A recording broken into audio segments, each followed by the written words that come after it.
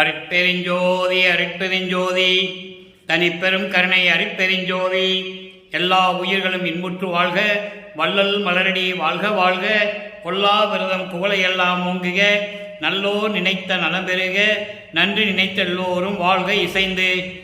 உலக மக்களே, அறிவார்ந்த அன்பர்களே, ஆண்மநேய ஒருமைப்பாடுடைய அன்பர்களே, வல்லப்பமான நம கல்லிய திருவட்பாவில் 3ஆம் திருமுறையில் பதிகம் 13 ஆற்றா காதலின் இரங்கல் என்ற பதிகத்தில் இருக்கின்ற பாடலுடைய விளக்கங்களை பார்த்து கொண்டிருக்கிறோம். ஆற்றா காதலின் இரங்கல் மொத்தம் 11 பாடல்களை கொண்டது. இதுவரையிலும் 6 பாடல்களுடைய விளக்கங்களை பார்த்திருக்கிறோம். இன்று 7வது பாடலுடைய விளக்கத்தை பார்க்கப் போகிறோம். ஆற்றா காதலின் இரங்கல் என்பது தலைவி தலைவனை பார்க்க முடியாமல், காதலி காதலனை பார்க்க முடியாமல் எப்படி மனம் வருந்துகிறாள், எப்படி மனம் துன்பப்படுகிறது, அந்த காதல்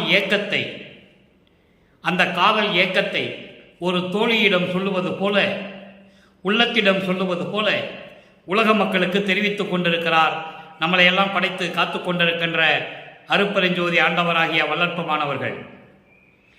சமயங்களும் மதங்களும் மார்க்கங்களும் சூழ்ந்திருந்த காலகட்டங்களில் இறைவன் யார் என்று தெரியாத நிலையில் வருவிக்க உற்று, ஒரு தாயின் வழியாக இந்த மண்ணுக்கு வருவிக்க உற்று தான் யார் என்று தெரியாத நிலையில் இருந்தபோது 9வது ஆண்டிலே அருட்பெருஞ்சோதி ஆண்டவர் ஆட்கொண்டு மறைந்து விட்டார். அவர் வருவிக்க உற்றவன் என்ற நிலை மட்டும் அவருக்கு தெரிகிறது. இறைவனால் வருவிக்க உற்றவர் என்ற நிலை மட்டும் அவருக்கு தெரிகிறது. அப்போ அந்த சமயங்களும் மதங்களும் மார்க்கங்களும் சூழ்ந்திருந்த காலகட்டங்களில் அப்படித்தானே மக்கள் வழிபட்டு கொண்டிருந்தார்கள். சமயங்களையும் மதங்களையும் மார்க்கங்களையும் பின்பற்றி கொண்டு இந்த பிரபஞ்சம் தோன்றிய காலத்திலிருந்தே அவர்கள் உள்ளத்திற்கு ஏற்றபடி, கற்பனைக்கு ஏற்றபடி இறைவன் அதாவது கடவுளர்களை உருவகம் செய்து வழிபட்டு கொண்டிருந்தார்கள். சைவ சமயத்தை சேர்ந்தவர்கள் சிவபெருமானையும், வைணவ சமயத்தை சேர்ந்தவர்கள் திருமாலையும், கௌபாரம் சமயத்தை சேர்ந்தவர்கள் முருகனையும், காணாபத்திய சமயத்தை சேர்ந்தவர்கள் விநாயகரையும், சாதகம் சமயத்தை சேர்ந்தவர்கள் அம்மனையும், சௌரம் சமயத்தை சேர்ந்தவர்கள் சூரியனையும் வழிபட்டு கொண்டிருந்தார்கள். அப்படிதான் உருவாக்கினார்கள். இந்த சைவ சமயத்திலே பல வேறுபாடுகள், முரண்பாடுகள் உண்டு, பல பெயர்கள் உண்டு. கடவுளர்களுக்கு பல பெயர்களை வைத்து அழைத்துக் கொண்டிருந்தார்கள். ஒவ்வொரு இடத்திற்கு ஏற்றபடி ஒவ்வொரு பெயரை வைத்துக் கொண்டிருந்தார்கள். அதே போல வழிபாட்டு முறைகளையும் முரண்பாடுகள் இருந்து கொண்டிருந்தன. நடராஜா கோயில் இருக்கிற வழிபாடு மதுரை சொக்கநாதர் கோயில் இருக்காது. கடவுள் ஒருத்தன் தானே, ஏன் இத்தனை வழிபாடுகள், ஏன் இத்தனை முரண்பாடுகள்? இந்த நிலையை மாற்ற வேண்டும். சமயங்களும் மதங்களும் மார்க்கமுடைய ஆயுள் காலம் முடிந்து விட்டது. கலியுகத்தோடு முடிந்து விட்டது. கலியுகமும் முடிந்து விட்டது. இப்போ நம்ம ஒளியுகத்தில் இருந்து விட்டுருக்கோம், சமரச சுத்த சன்மார்க்க காலத்தில் இருந்து விட்டுருக்கோம். அதை வல்லற்பமான் தெளிவாக கூறியிருக்கிறார்கள், யாராலையும் மறுக்க முடியாது. இந்த நிலையில் இருக்கும்போது நமது பிள்ளை பெருமானவர்களும் தியாகராஜ பெருமானை கடவுள் என்று நினைத்து கொண்டு திருவொற்றியூர் சென்று கொண்டிருக்கிறார். ஏனால் அவருக்கு மறைப்பு நிலை இருக்கிறது. அருட்பெருஞ்சோதி ஆண்டவர்களுடைய திருவிளையாடல் தொடர்ந்து கொண்டிருக்கிறது. தன் மகனை, தன் செல்வ பிள்ளையை ஒரு தாயின் வழியாக இந்த மண்ணுலைக்கு வருவிக்க செய்து சுத்த சன்மார்க்கத்தை மகனிடம் கொடுத்து உலக மக்களுக்கு தெரிவிக்க வேண்டும். இந்த சமயங்களும் மதங்களும் மார்க்கங்களுடைய ஆயுள் காலம் முடிவதற்கு 51 ஆண்டுகள் இருந்தன. அந்த 51 ஆண்டுகள் முடிந்தவுடனே உலக மக்களுக்கு ஒரு மார்க்கம் தேவை. உலக மக்களுக்கு ஒரே ஒரு கடவுள் தேவை. பிரம்மனும் திருமாலும் மகேஸ்வரன் சதாசிவம் போன்றவருடைய பதத்தலைவருடைய ஆயுள் காலம் முடிந்து விட்டது. இறுதியாக 51 ஆண்டுகள் சதாசிவத்துக்கு பாக்கி இருக்கிறது. அப்போ இந்த பிரபஞ்சத்தை இயக்க வேண்டும். யாரிடமும் கொடுப்பதற்கு அருட்பெருஞ்சாண்டவர் தயாராக இல்லை, நம்பவில்லை யாரையும். ஏற்கனவே அவங்களை படைத்து விட்டு இவ்வளவு தொல்லைகள் வந்துவிட்டன. அதனால் தன் மகனை இந்த பிரபஞ்சத்தை ஆட்சி செய்ய வைக்க வேண்டும் என்பதற்காகவே ஒரு தாயின் வழியாக வருவிக்க செய்தார் அருட்பெருஞ்சோதி ஆண்டவர் என்பதை இங்கே நான் பதிவு செய்ய கடமைப்பட்டிருக்கிறேன். அந்த காலகட்டங்களில் நமது பிள்ளை பெருமானவர்களும் திருவொற்றியூரிலே தியாகராஜ பெருமானை பார்ப்பதற்காக தெருவிலே திருவிழா வீதி வரும்போது, பவனி வரும்போது, தியாகராஜன் பவனி வரும்போது அங்கே தெரு ஓரமாக நின்று கொண்டிருக்கிறார். இவரை பார்த்தவுடனே தியாகராஜன் திருவழியாக திரும்பி பார்க்காமல் ஓடுகிறார். இவரும் பின்னாலே ஓடுறாரு. ஓட்டத்தை பிடிக்க முடியல. நமது குழந்தை இறைவன் என்ன பண்ணுவார்? எந்த சக்தியும் இல்லை, இறைவனை பிடிக்க முடியல ஓட்டத்தை. அப்போ அவர் மனம் எவ்வளவு வேதனைப்பட்டிருக்கும், எவ்வளவு துன்பப்பட்டிருக்கும், வெளியே சொல்லவும் முடியாது. அப்புறம் நாரையும் கிளிகளையும் தூது அனுப்பி பார்த்தாரு. ஒரு புலவனும் ஒரு பிரயோஜனம் இல்லை. காட்சி கொடுக்கறது மறைஞ்சிடுறது, இல்லைன்னா தெருவழியாக ஓடிடுறது இவரை பார்த்த உடனே. ஏன்னா இது பெரிய இடத்து சமாச்சாரம், நம்ம ஏன் தலையிடணும்னு சொல்லி அவர் ஓடுறார். வருஷங்கள் இருக்கு, இன்னும் காலங்கள் இருக்குல்லன்னு சொல்லிட்டு ஓடிக்கொண்டு இருக்கிறார். இந்த நிலையில் இறைவன் தன்னிடம் வந்து சேரவில்லையே, தன்னுடன் இருந்து கொண்டு சந்தோஷத்தை கொடுக்கவில்லையே, தன்னோடு கலந்து கொள்ளவில்லையே என்று சொல்லி தன்னை தலைவியாகவும் இறைவனை தலைவனாகவும் உருவகப்படுத்தி தன்னை காதலியாகவும் இறைவனை காதலனாகவும் வர்ணனை செய்து அதை ஒரு தோழியிடம் சொல்லுவது போல உலக மக்களுக்கு தெரிவித்துக் கொண்டிருக்கிறார்கள். நம்மளை எல்லாம் படைத்து காத்து கொண்டிருக்கின்ற அருட்பெருஞ்சோதி ஆண்டவராகிய வள்ளல் பெருமான் அவர்கள். இப்போ அந்த பாடலுடைய விளக்கத்தை பார்க்க போகிறோம். 7வது பாடல், பதிகம் 13, 3ஆம் திருமுறை, ஆற்றா காதலின் இரங்கல், 7வது பாடல். ஒவ்வொரு பாடலிலும் இறைவனை ஒவ்வொரு விதமாக உருவகப்படுத்துவார். தன்னிடம் வந்து சேரவில்லையே என்று வேதனைப்படுவார். அதை பார்த்து கொண்டிருக்கிறோம். இது முடிந்தவுடனே சமரச சுத்த சன்மார்க்கத்தை பெற்ற பிறகு, இறைவன் ஆட்கொண்ட பிறகு, அருட்பெருஞ்சோதி ஆண்டவர் யார் என்பதையும், அவர் இறைவன் இந்த பிரபஞ்சத்திலேயே வடநூலில் தான் இருக்கிறார், சத்தியஞான சபையிலே இருக்கிறார் என்பதையும், இவர் இறைவன் ஆனார் என்பதையும் தெளிவாக கூறியிருக்கிறார்கள். அதை நாம் பார்க்க போகிறோம். பாருங்க, 7வது பாடல். காவி மணந்த கருங்கலத்தார் இறைவனை உருவகப்படுத்துகிறார். ஏன்னா அப்படிதான் எல்லாம் சொல்லிட்டு இருந்தாங்க இந்த சமய தலைவர்கள், குருமார்கள், மடத்தை வைத்துக் கொண்டிருந்தவர்கள், மடாதிபதிகள், ஆதீனங்கள், சங்கராச்சாரியர்கள் எல்லாமே அப்படிதானே சொல்லிட்டு இருந்தாங்க இறைவனை. அதே போல இவரும் சொல்றாரு. ஏன்னா இவருக்கு வேறு எதுவும் தெரியாது, அந்த நிலையில் இருந்து கொண்டிருக்கிறார். ஏன்னா இறைவனுடைய திருவிளையாடல் தொடர்ந்து கொண்டிருக்கிறது, அருட்பெருஞ்சாண்டருடைய திருவிளையாடல். அப்ப சொல்றாரு, காவி மணந்த கருங்கலத்தார் கருத்தர் எனது கண் அணையார், ஆவி அணையார், தாய் அணையார், அணிசேர் ஒற்றி ஆண் தகையார், பூவின் அலங்கள் புயத்தில் என்னை புல்லார், அந்தி பொழிதில் மதி தாவி விடுமே, அந்தி பொழிதில் மதி தாவி வருமே, என் செய்யுமோ என் சகியே, இனி நான் சகியேனே. இது பாடல். இப்போ இந்த பாடலுக்கு பதவுரை பாருங்க, அதன் பின் விளக்க உரை. காவி மணந்த கருங்கலத்தார். ஏற்கனவே நேற்று பாடலில் நான் சொல்லியிருக்கேன், காவி மணந்த என்பது செந்நிறம் உடைய இறைவனை உருவப்படுத்துகிறார். செந்நிறம் உடைய கருங்கலத்தார். பார்க்கடலை தேவர்களுக்காக கடையும் போது அமுதம் எடுக்க வேண்டுமே, அரக்கர்கள் துன்புறுத்துகிறார்கள், தேவர்களை காப்பாற்ற வேண்டும் என்பதற்காக பார்க்கடலை கடைகிறார்கள். அந்த பாம்பு விஷத்தை கக்குகிறது. அந்த அமுதத்தை என்ன பண்றது, முழித்து கொண்டிருந்த பொழுது இவர் உண்டு அந்த விஷத்தை தொண்டையிலே நிறுத்தி கொண்டார், தேவர்களை காப்பாற்றினார். அதன் கருங்கலத்தார், கருமை நிறையுடைய கருப்பாக இருக்கின்ற கழுத்து உடையவர். அப்ப அந்த காவி அணிந்த என்பது செந்நிறம் உடையவர். செந்நிறம் என்பது அருளை கொடுக்கக்கூடிய நிலை. நம்ம ஏற்கனவே முந்தானல்ல நேத்துல பார்த்துருக்கோம். ஒவ்வொரு தொழிலுக்கும் நிறத்தை வைத்து சொல்லுவார்.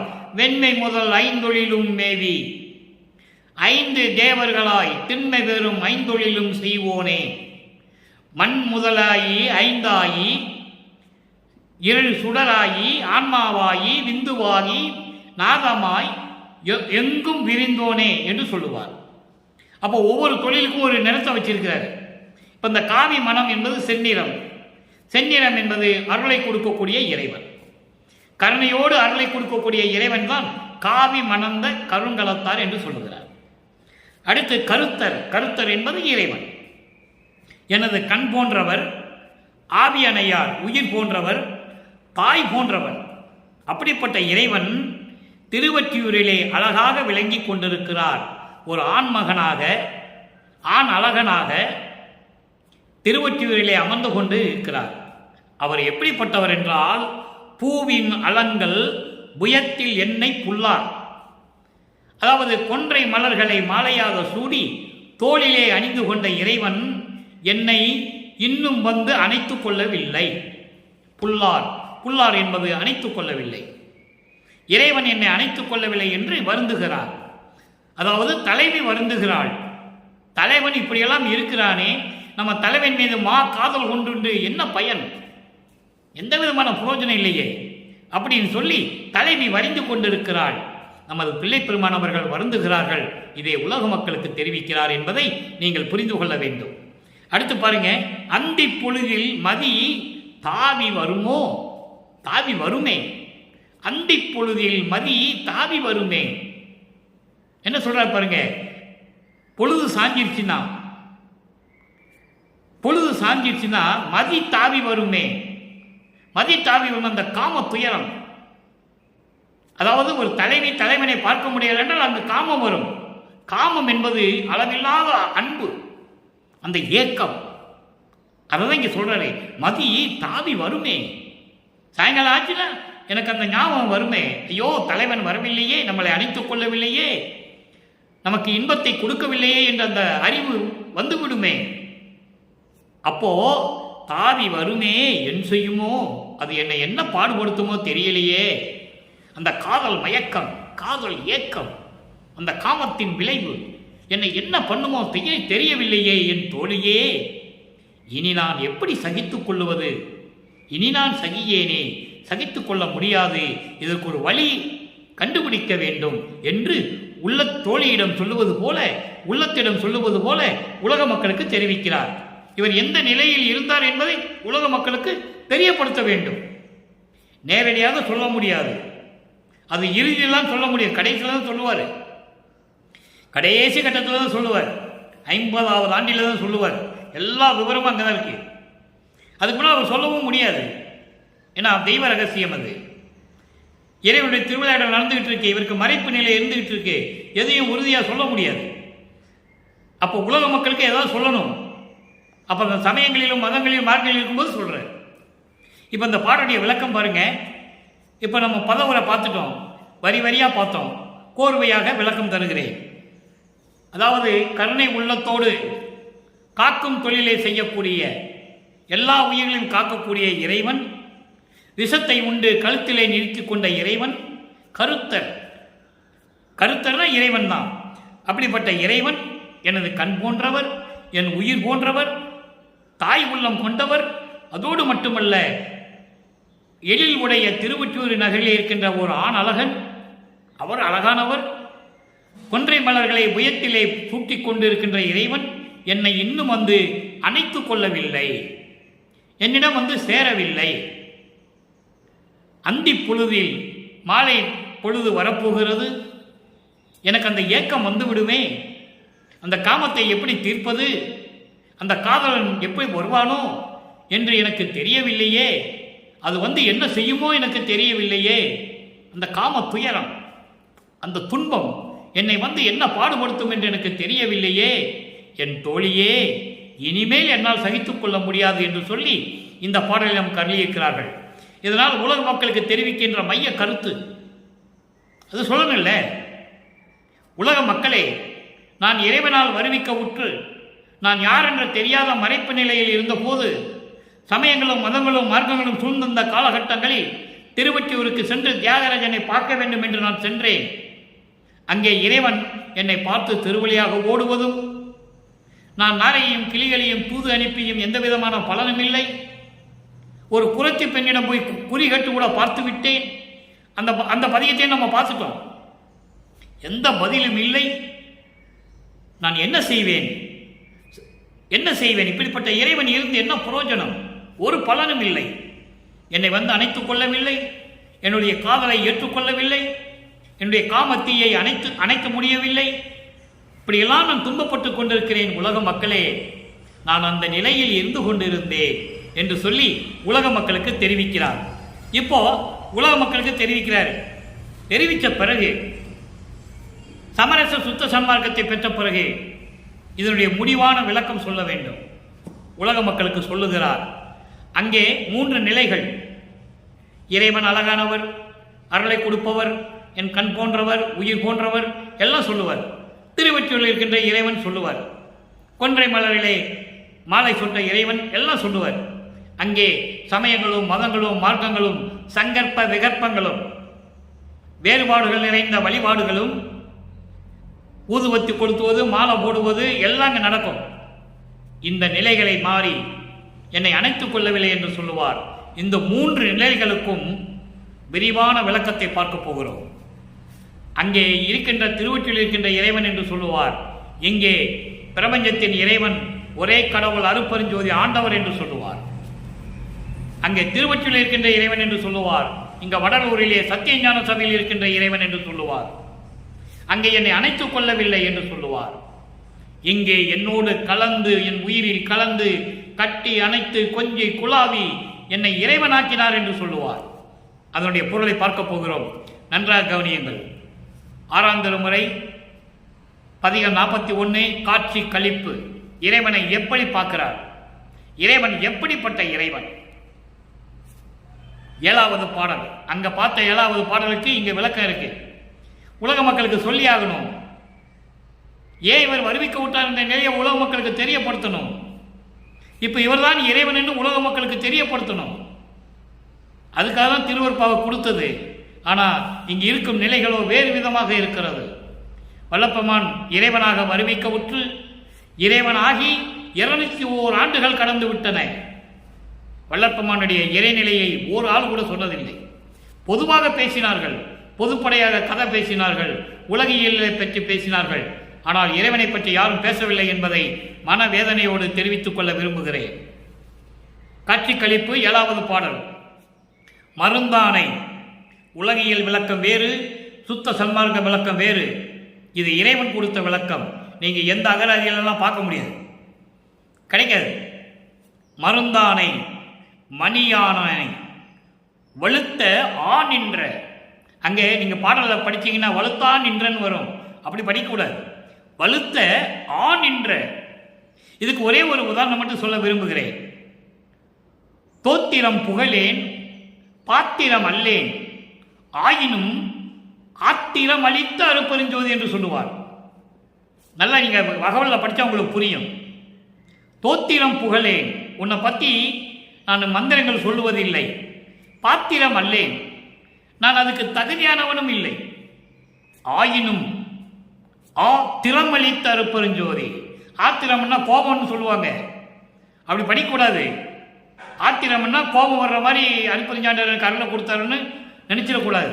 ஆத்திரம், ஆத்திரம்னா எல்லா அருள் வல்லமைகளையும் எனக்கு கொடுத்த அருட்பெருஞ்சோதி, அதான் ஆத்திரம். அந்த ஆ என்ற எழுத்தை பல இடங்களிலே வல்லற்பமானவர்கள் நமக்கு அருளி இருக்கிறார்கள் என்பதை இங்கே நான் பதிவு செய்ய கடமைப்பட்டிருக்கிறேன். வலுத்த ஆ நின்ற மந்திரங்கள் ஆனானை. இந்த மந்திரங்கள் ஆனானை என்பதற்கு ஒரு விளக்கம். அன்பர்களே, திருவருட்பாவிலே ஒரு வரிக்கு விளக்கம் சொல்லும்போது இன்னொரு விளக்கம் தானா இறைவன் கொடுப்பாரு. இந்த மந்திரங்கள் ஆனானை என்பதை அகவலை நீங்க படிச்சிருப்பீங்க. 5 8 6 4 முந்து உறும் மொழியும் மந்திரமே, முந்துரும் மறைமொழியும் மந்திரமே. இந்த வேதங்கள்ல என்ன சொல்லிட்டு இருந்தன?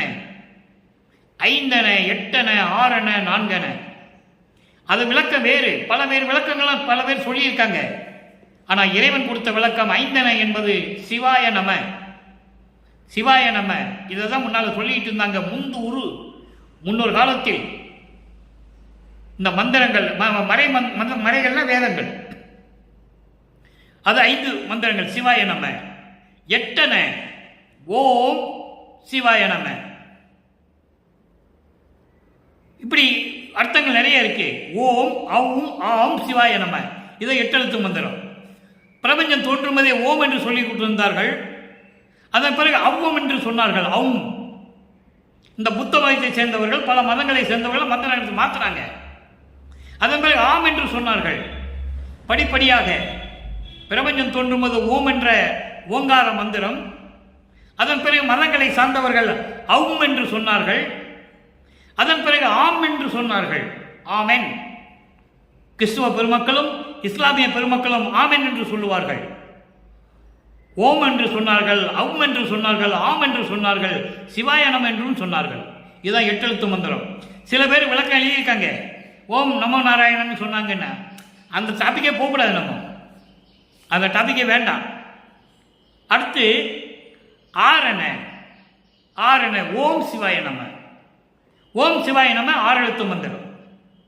4 எழுத்து மந்திரம் சிவசிவா. இன்னைக்கு கூட இங்கே சிவாலயத்துக்கு போங்க, சிவசிவன் தான் போட்டிருக்கோம். ஆக சிவாய நம, ஓம் அவும் ஆம் என 8 எழுத்து மந்திரம் சிவாய நம. ஓம் சிவாய நம 6 எழுத்து மந்திரம், 4 எழுத்து மந்திரம் சிவசிவா. இப்படியெல்லாம் வேதங்கள் மந்திரங்களாக சொல்லிக் கொண்டிருந்தன. உன்னை நினைத்து அப்படி மந்திரங்கள் ஆளானவனை, இப்படியெல்லாம் இருந்தவனை நம்ம மகாமந்திரம் சொன்னோம். அருப்பெருஞ்சோதி அருப்பெருஞ்சோதி தனிப்பெருங்கருணை அருப்பெருஞ்சோதி. இது சமயங்களும் மதங்களும் மார்ங்களும் சாராத மந்திரம். எப்படியோ இருந்த மந்திரங்களை கொண்ட இறைவனை நம்ம இப்ப சொல்லிட்டு இருக்கோம்னு சொல்ற. மருந்தானை என்பது அமுதம் போன்றவனை, மருந்து என்பது அமுதம் போன்றவனை. மணி என்பது நவமணிகள். நீங்க அகவல் எடுத்தீங்கன்னா அதுல வரும், அகவல் எடுத்தீங்கன்னா விளக்கம் இருக்கும். என்ன நவமணி? என்ன மணி? பரமணி, பரம்பரமணி, பராபரமணி, கனகமணி, சரவெளிமணி, கலைவளர்மணி, வித்தகமணி, சித்தகமணி, இப்படியெல்லாம் சொல்லுவார். இப்படி 9 வகையான மணிகள் சொல்லுவார். அப்படி 9 வகை மணிகளாக இருக்கின்றவனை ஒவ்வொன்றுக்கும் ஒரு விளக்கம் இருக்கு. நான் ஏற்கனவே பதிவில் சொல்லியிருக்கேன். அதெல்லாம் சொல்லணும்னா நமக்கு நேரம் பத்தாது. இந்த நவமணி வகைகளை சொல்லணும்னே 3 நாளைக்கு சொல்லணும், 3 பதிவு போடணும். நான் போட்டிருக்கேன். ஆக இப்படி 9 மணி வகைகளை கொண்ட இறைவனை வலுத்தான் என்ற மந்திரங்களான வணங்குவதற்கு அரிய நிலையில் இருக்கின்ற, ஒப்பற்ற நிலையில் இருக்கின்ற இறைவனை வான நாட்டு விருந்தானை என்றால் தேவர்களுக்கெல்லாம் விளங்கிக் கொண்டிருக்கின்ற இறைவனை. விருந்தானை என்பது விஐபி பர்சன். நம்மால் அருப்பெருஞ்சோதி அவரை யாரும் பார்க்க முடியாது, விஐபி தான் வரும். நினைச்ச நேரத்தில் விஐபியை போய் பார்க்க முடியாது. ஒரு பிரைம் மினிஸ்ட்ரியோ சீஃப் மினிஸ்ட்ரியோ யார் இருந்தாலும் சரி, விஐபி நினைச்ச நேரத்தில் எல்லாம் போய் பார்க்க முடியாது. அதான் விருந்தானை என்று சொல்லுகிறார். வான நாட்டு விருந்தானை, விண்ணுலகிலே இருக்கின்ற தேவர்களுக்கெல்லாம் விருந்தானை என்பது பார்க்க முடியாத இறைவன். பெர்மிஷன் இல்லாமல் விஐபி எல்லாம் போய் பார்க்க முடியாது. வல்லப்பம்மனுடைய பெர்மிஷன் வேணும். அருப்பெருஞ்சோதி நான் பார்க்கணும்னா நம்ம அவருடைய மகனுடைய பெர்மிஷன் இருந்தால் தான் அங்கே போய் பார்க்க முடியும், இல்லை பார்க்க முடியாது. பாட்டில் சொல்றாரு, சத்தியஞான சபையில் படியில் கூட ஏற முடியாது அவங்களால. யாரால? பிரம்மன், திருமால், ருத்திரன் கீழே தான் நிற்கணும் சொல்றாரு. எல்லாம் இருக்கு பாட்டில். நான் ஒருத்தன் தான் சத்தியஞான சபையில் படி ஏறி உள்ள போறவன்ற. ஏன்னா நான் ஒருத்தன் தான் சன்மார்க்கின்றாரு, சாகாதவனை சன்மார்க்கின்றாரு. எல்லாரும் படி ஏறி சத்தியஞான சபையில் போக முடியாது. இப்போவும் வழிபாடு நடக்கும், தீபம் காற்று வந்தால் உள்ள இருப்பாங்க, மீதியெல்லாம் படிக்கு கீழே தான் இருக்கணும். படி ஏறி போகணும், என்ன பண்ணணும்? சுத்த சன்மார்க்கத்தில் இருக்கணும். யார் இருக்கா சுத்த சன்மார்க்கத்தில்? அதை தான் சொல்றாரு இங்க. வான நாட்டு விருந்தானை, பிரம்மன் திருமலை உள்ள போக முடியாது, சத்தியம் சபையில் படி கீழே தான் நிற்கணும். இவர் தான் அவங்க நின்றுட்டு இருக்காங்க, இவர் மட்டும் தான் போயிட்டு வருவார். பாட்டில் இருக்கு. இப்பவும் நம்ம கண்ணுக்கு தெரியாது, நம்ம மானிட பிறவிகள். இந்த ஈன உடம்பு கொண்டிருந்த மானிட பிறவிகள் நமக்கு எப்படி தெரியும்? பல்லற்பமன் சொல்றாரு, அவங்கள கீழே தான் நிற்கணும். ஏன்னா மேலே திருச்சிற்றம்பலத்தில் போய் பார்க்க முடியாது. திருச்சிற்றம்பலத்தில் மேலே இருக்கிறவங்க தான் கொண்டு நான் சத்தியஞான சபையை கட்டி இங்கே நிற்க வச்சுட்டேன். அருப்பெருஞ்சோதி ஆண்டவரை அவங்க பார்க்கணுன்னாலும் படிக்கு கீழே நின்று தான் பார்க்கணும்னு சொல்கிறேன். பாட்டில் இருக்கு, நான் விளக்கம் கொடுத்துருக்கேன். அப்புறம் உறவானே, எனக்கு தந்தையானவனை. உறவானே என்பது எனக்கு தந்தையானவனை. நண்பினானை, எனது நண்பனை. உன்னையே நம்பினேன் கைவிடையில் எனது நலசார் பண்பனே என்று சொல்லுவார். உண்பனே எனினும் உடுப்பனே எனினும் உலகியரை நம்பிலேன் எனது நண்பனே. நலசார் பண்பனே, உன்னையே நம்பினேன் கைவிடேல் என சொல்லுவார். அதான் இங்கே சொல்றாரு, எனது நண்பனை. நண்பினானை, மேலானை கீழானை. நல்லா கவனிக்கணும். மேலானை கீழானை, அடியும் முடியும் யாரும் பார்க்க முடியாத இறைவனை. மேல் என்பது முடி, கீழ் என்பது அடி. அடியும் முடியும் யாரும் இந்த பிரபஞ்சத்தில் பார்க்க முடியாத இறைவனை, அருட்பெருஞ்சோதியை நான் கண்டு கொண்டேன் என்று சொல்லுகிறார். அடுத்து சொல்லுவார் பாருங்க, மேல் கீழ் என்ன பொருந்தானை, மேல் கீழ் என்ன பொருந்தானை, என்னால் அடியும் முடியும் காட்டி நின்றவனை, என்னளவில் அடியும் முடியும் காட்டி நின்றவனை, யாரும் பார்க்க முடியாத அடிய முடியை நான் ஒருவன் தான் இந்த பிரபஞ்சத்தில் பார்த்திருக்கிறேன் என்று சொல்லுவார். அதற்கு ஆதாரம் அகவலிலே உண்டு. அருட்பெருஞ்சோதி அகவலிலே படிமுடி கடந்தனை பார் இது பார் என அடிமுடி காட்டிய அருட்பெருஞ்சோதி, விண்ணுலகத்தையும் மண்ணுலகத்தையும் தாண்டி வந்து விட்டாய் என் மகனே, கடந்து வந்து விட்டாய், இங்க பார் இங்க பார், அடிமுடி காட்டிய அருட்பெருஞ்சோதி. அதோடு மட்டுமல்ல, அரியும் அரணும் துருவி நிற்க எனக்கே அடிமணிகள் காட்டிவித்து அடிமை கொண்ட பதியே என்று சொல்லுவார். அருள் விளக்கமாலையில் சொல்லுவார். அற்புதமாக இருக்கும்.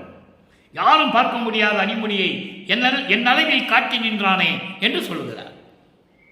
அதோடு மட்டுமல்ல, என் உயிரில் பொருந்தினானை, என் உயிரில் இரண்டர கலந்தவனை, பொன்னானை, பொன் போன்ற இறைவனை, பொன் போன்ற இறைவன். இங்க நிறத்தை சொல்றாரு.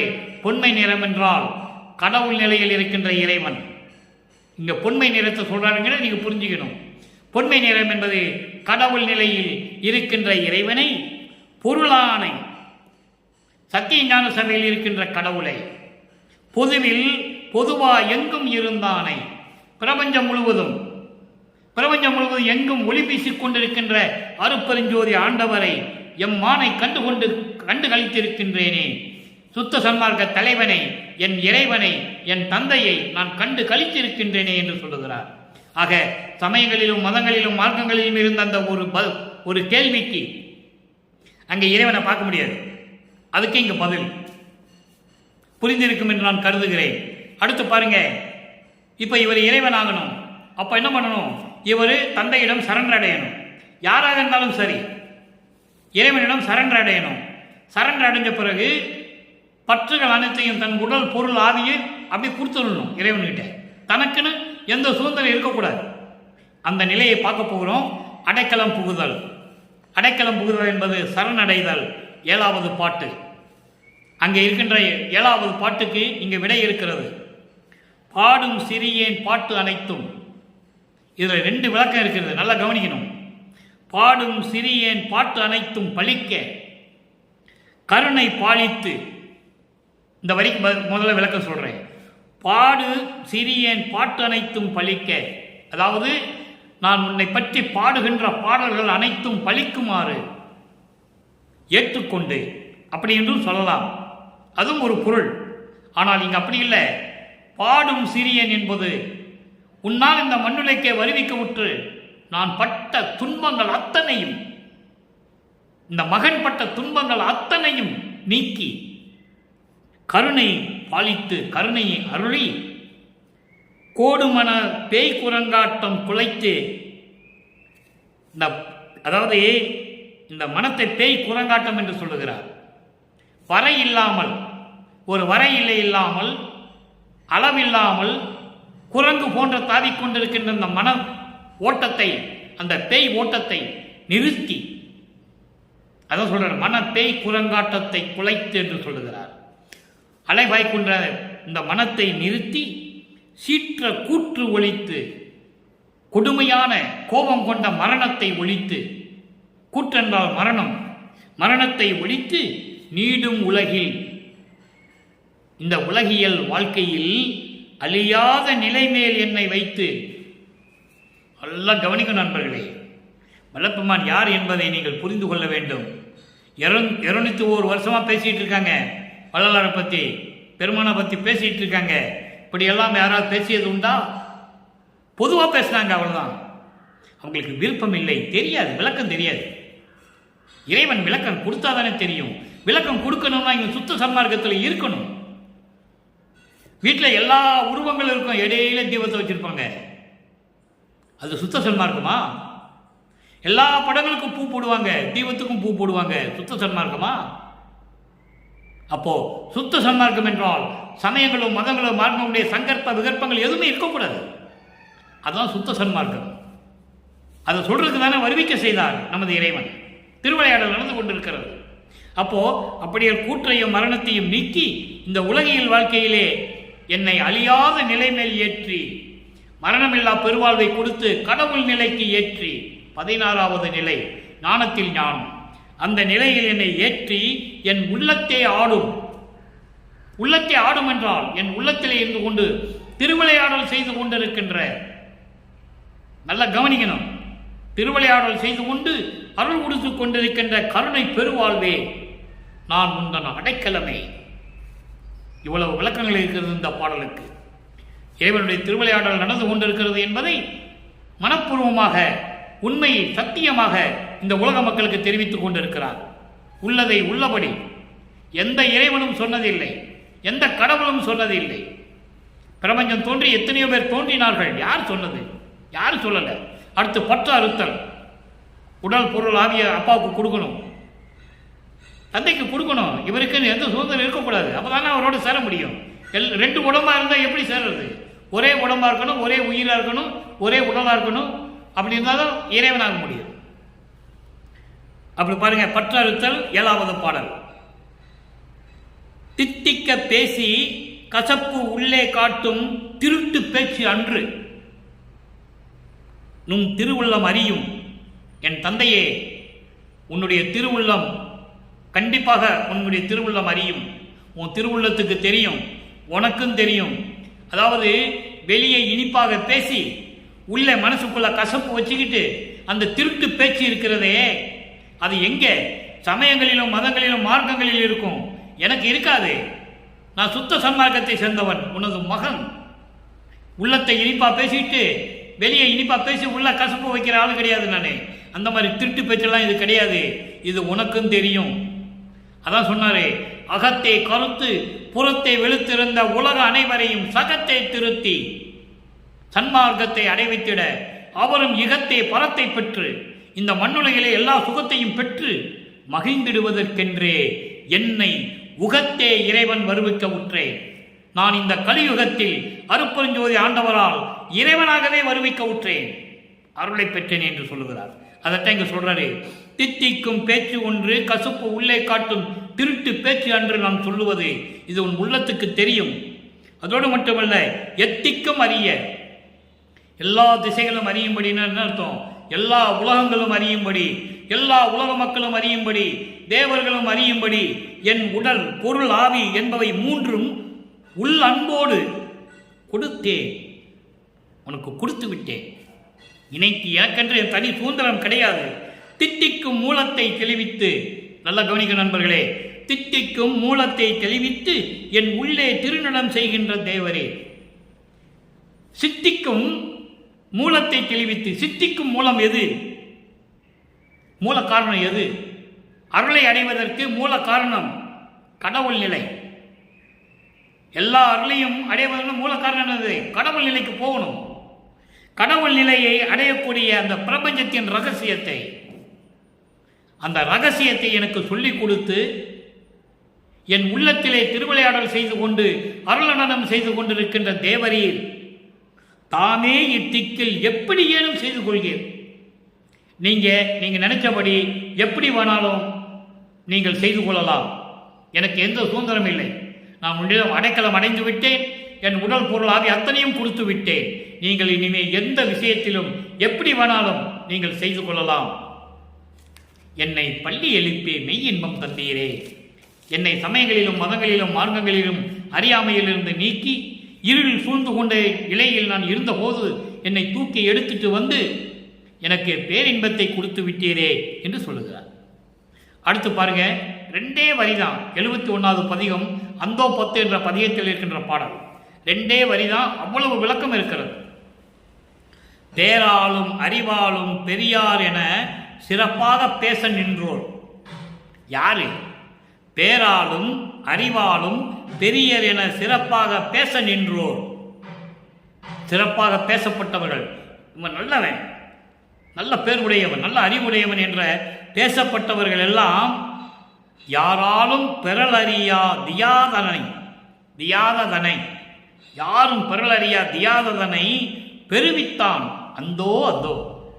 அதாவது பிரம்மன் சிறப்பானவன், அறிவுள்ளவன், திருமால் சிறப்பானவன், அறிவுள்ளவன், இப்படி விண்ணுலகத்திலே பேசப்பட்டவர்கள் யாராக இருந்தாலும் சரி, மண்ணுலகத்திலே சமயங்களையும் மதங்களையும் மார்க்கங்களையும் சார்ந்தவர்கள், பேரோடும் புகழோடும் அறிவோடும் விளங்கப்பட்டவர்கள் இருந்தாலும் சரி, யாராலும் பெற முடியாத அருள் வல்லமையை, அருள் கொடையை, அருட்பெருஞ்சோதியை எனக்கு கொடுத்து விட்டான் என் தந்தை, அந்தோ அந்தோ என்று சொல்லுகிறார். அதிசயமாக சொல்லுகிறார். பெருவித்தான். பெருவித்தான் என்ன? கொடுத்துட்டான். எங்க அப்பா கொடுத்துட்டான், எனக்கு யாரும் பெற முடியாத எனக்கு கொடுத்துட்டான்னு சொல்றார். நல்லா புரிஞ்சுக்கணும். இதெல்லாம் ஏன் இந்த விளக்கம் தந்திருக்கிறார் என்றால், சமயங்களிலும் மதங்களில் இருந்த அந்த பதியங்களில் இருக்கின்ற பாடல்களுக்கு முழுமையான சுத்த சன்மார்க்க விளக்கம். அப்ப 72 சுத்த சன்மார்க்க நிலை, 7வது பாடல். நல்லா கவனிக்கணும். சுத்த சன்மார்க்க நிலை எப்படி இருக்கும்? இப்ப இந்த சமயங்களும் மதங்களும் மார்க்கங்கள் சார்ந்த நிலையெல்லாம் நமக்கு வேண்டாம், அதெல்லாம் அழிஞ்சு போச்சு, ஒளிஞ்சு போச்சுன்னு சொல்லிட்டாரு.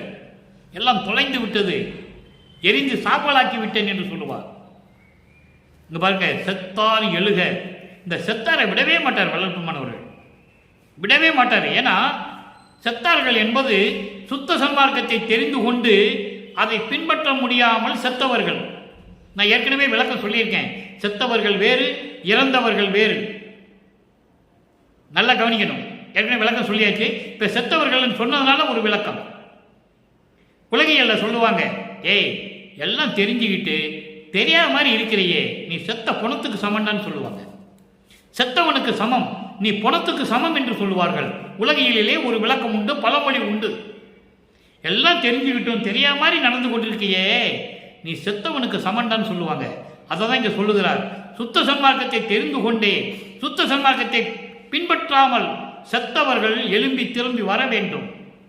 அவனுக்கு திரும்பி சுத்த சன்மார்க்கத்தை கொடுக்கணும்.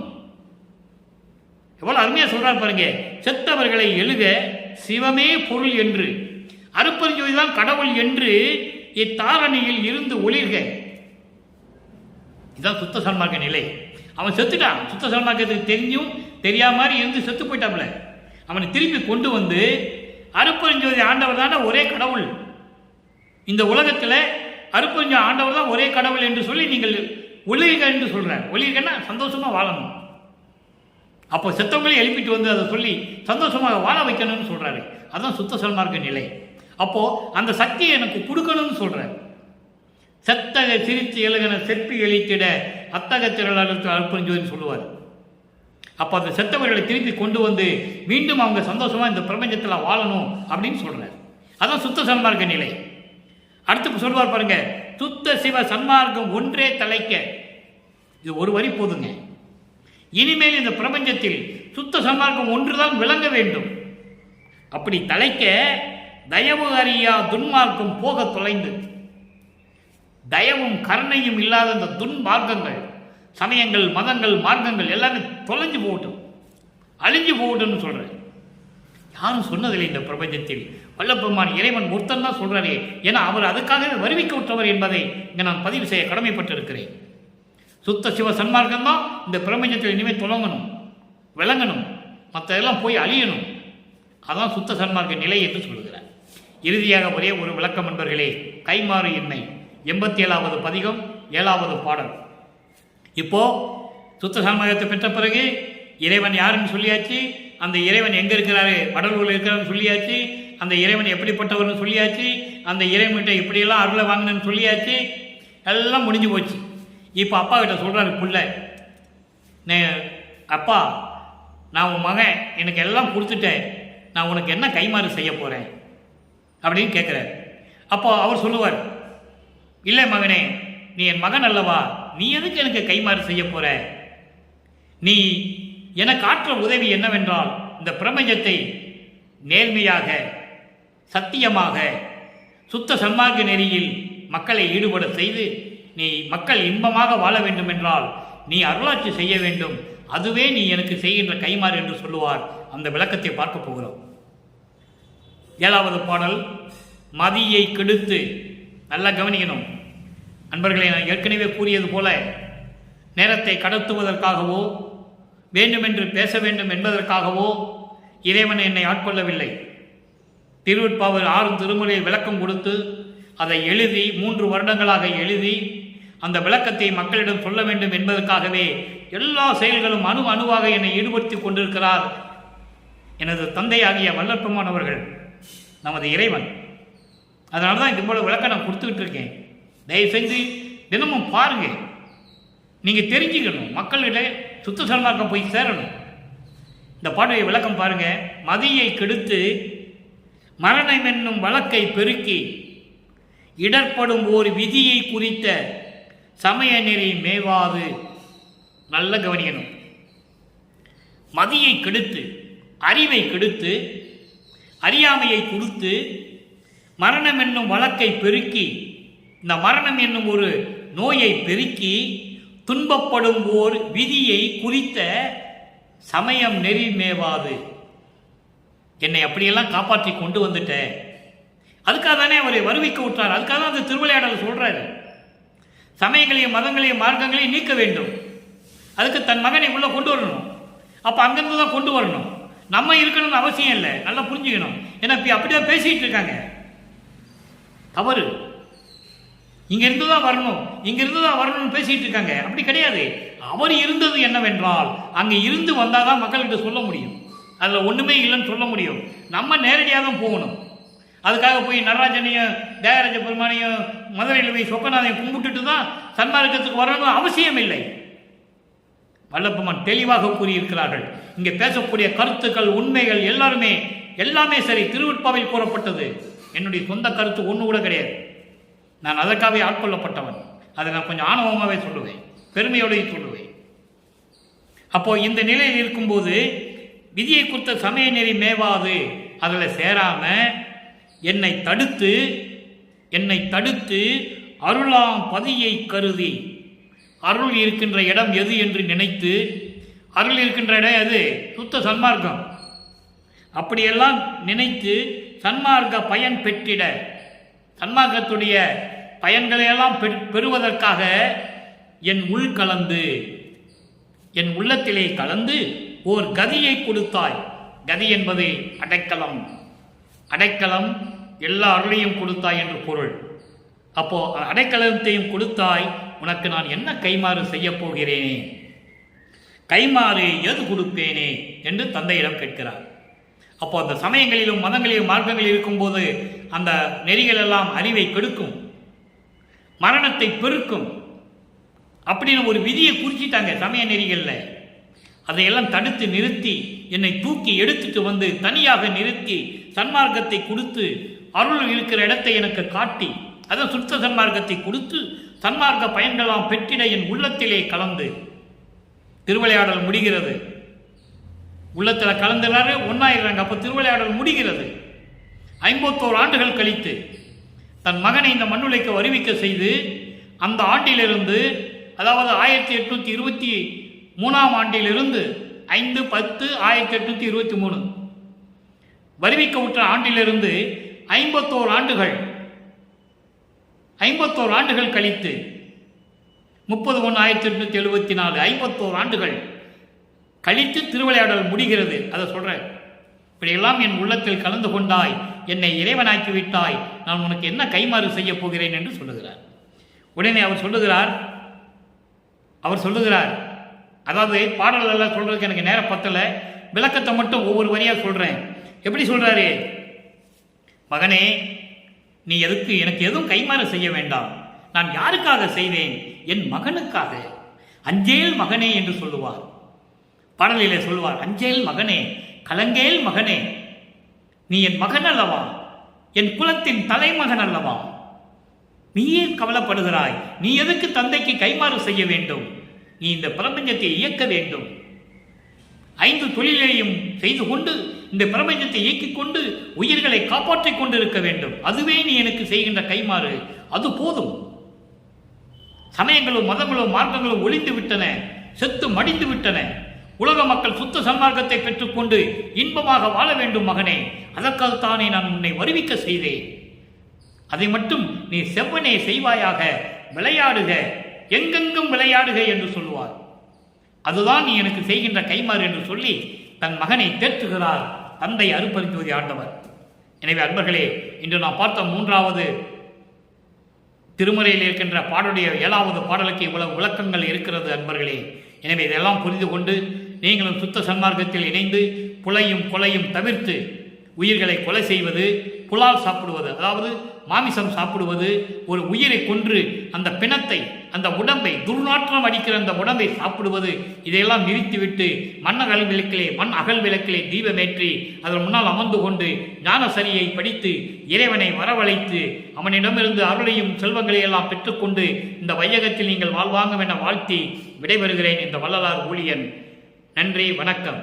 அருட்பெருஞ்சோதி, அருட்பெருஞ்சோதி, தனிப்பெரும் கருணை அருட்பெருஞ்சோதி.